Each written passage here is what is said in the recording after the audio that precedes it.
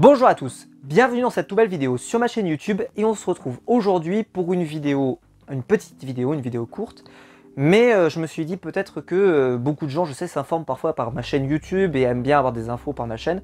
Je vous avais dit que parfois les actus médias, j'aimerais bien en parler. Là, c'est pas une actu média, faut être très clair. J'ai appris une info que peut-être vous n'avez pas ou vous n'aviez pas.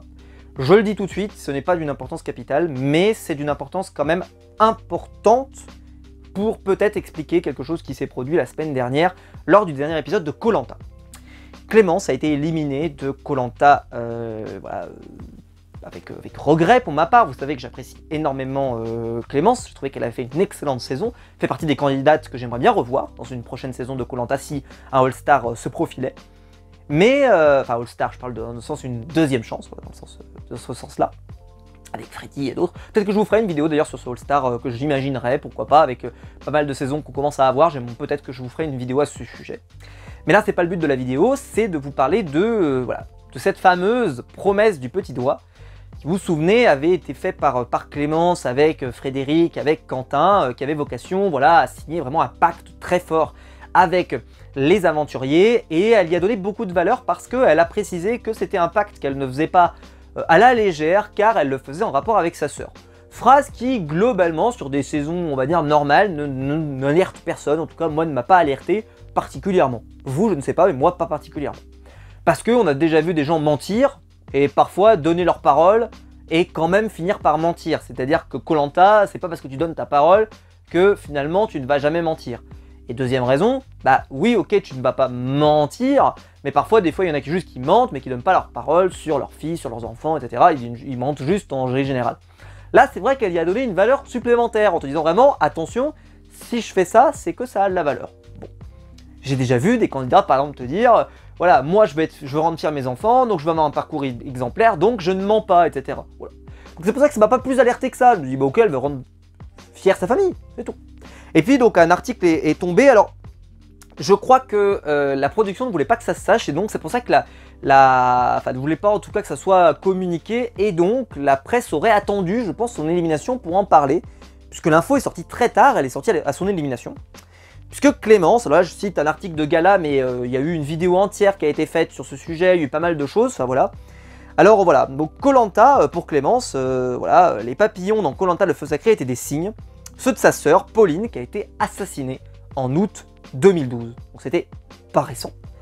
Un drame que l'aventurière de la 24e saison raconte à TV Mag Le Figaro, voilà, ok.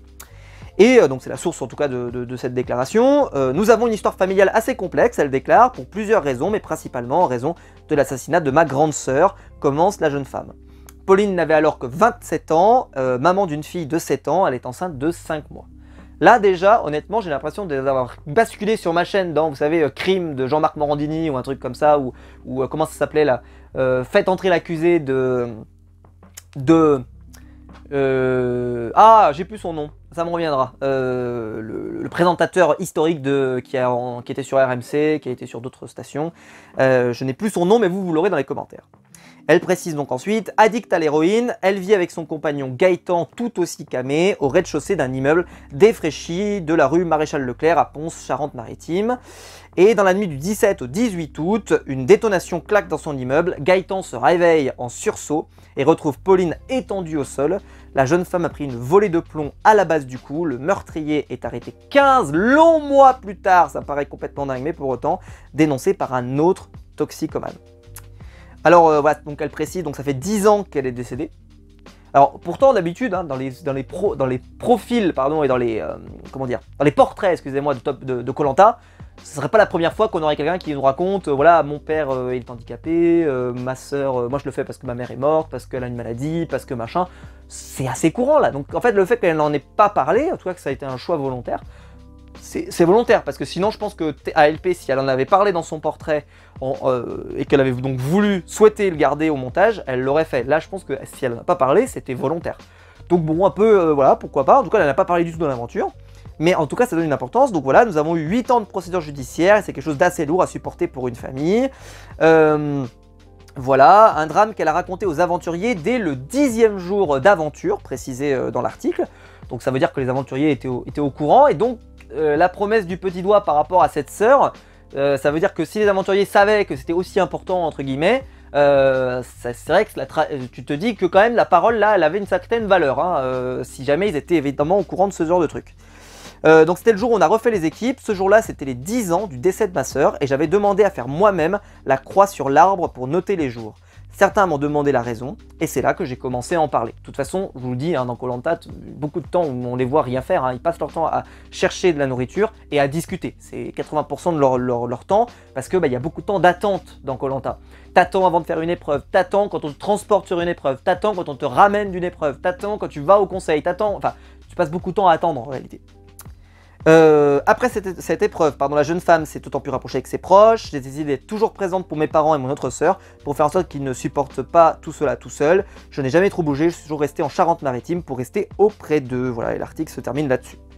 Et explique donc à TV Mag Le Figaro. C'est vrai que c'est assez déroutant, c'est une news dont j'étais pas prêt. Dites-moi si vous aviez cette info ou pas. Moi c'est vrai que forcément ça m'a fait beaucoup de peine pour elle évidemment parce que c'est des histoires familiales qui sont très lourdes et tu te dis que voilà ça a probablement aidé aussi à son caractère de battante qu'on avait vu, le fait que voilà elle se dise putain je me retrouve avec Esteban et bah voilà j'ai vraiment pas de chance etc. Peut-être que c'est des propos qu'on comprend mieux aussi aujourd'hui avec un certain recul, ça n'explique pas tout, ça justifie pas tout mais on se dit aussi voilà que y a des choses parfois qui peuvent s'expliquer et voilà on doit pouvoir en tenir compte. Voilà, je vous ai quand même fait cette petite vidéo parce que voilà, je m'y attendais pas, j'étais pas du tout au courant de cette histoire et voilà, la production a fait le choix de pas en parler. Il y a eu vraiment voilà, ça a attendu l'élimination pour en parler. En plus, ça aurait pu rajouter, peut-être que les gens auraient encore plus apprécié Clémence parce que peut-être qu'on aurait pu installer une autre narration dans la saison. C'est-à-dire le côté, elle est là pour des raisons, elle est là pour rendre fière sa famille, etc. Des choses qui, vous savez, peuvent me parler, pardon, pour moi. Mais voilà, c'est vrai que ça n'a pas été fait, donc voilà, c'est étonnant entre guillemets, mais je ne le reproche pas du tout, hein, c'est vraiment chacun gère son histoire comme celle-là. Maintenant voilà que l'histoire est sortie, je me permets d'en parler. Mais si vous n'étiez pas au courant, voilà, il y a des vidéos qui sont un peu plus détaillées sur l'info.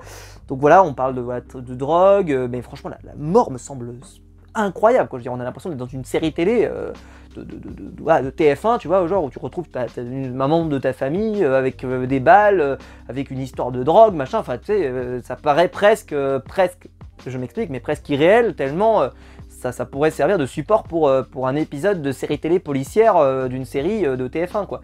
Donc très très dur, évidemment, toutes mes condoléances pour ta famille, évidemment, voilà, alors, 10 ans après, ça n'a plus totalement de sens, mais en tout cas, c'est vrai que c'est assez impressionnant, et voilà, je m'y attendais pas, voilà, donc je vais pas faire traîner la vidéo plus longtemps, mais je me suis dit quand même que c'était important de faire la vidéo, parce que peut-être que certains étaient passés à côté de cette info. Dites-moi d'ailleurs si vous saviez, ou si vous saviez pas, si vous avez vu passer l'info ou pas.